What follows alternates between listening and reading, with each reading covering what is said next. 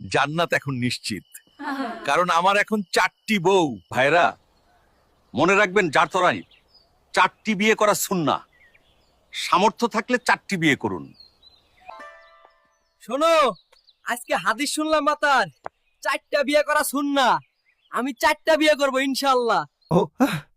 তুমি 4টা বিয়ে করো, কোনো সমস্যা নেই, কিন্তু আগে আমার দেনমোহর পরিশোধ করো।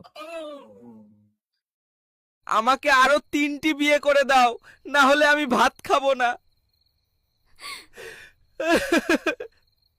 ঠিক আছে, ঠিক আছে, আগামী কালই তোমার 4টি বিবাহের ব্যবস্থা করে দিচ্ছি।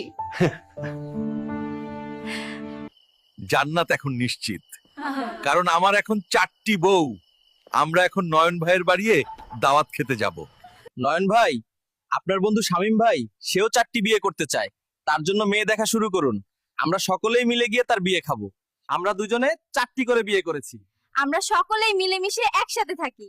4টি বিয়ে করুন, সংসার সুখের গড়ে তুলুন। আসসালামু আলাইকুম। ইসলামে 4টি বিয়ের সুযোগ রাখা হয়েছে, তবে এটি সামর্থ্য আর নিয়তের উপর নির্ভর করে।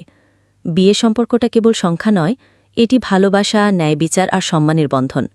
যদি ন্যায্যতা আর ভালোবাসা বজায় থাকে, তাহলে 4 স্ত্রী নিয়েও সংসার শান্তিপূর্ণ আর সুখী হতে পারে। আমরা সকলকে আহ্বান জানাচ্ছি, ইসলামিক শিক্ষাগুলো মেনে ন্যায়পরায়ণ জীবন গড়ে তুলুন। জাযাকুমুল্লাহ খাইর।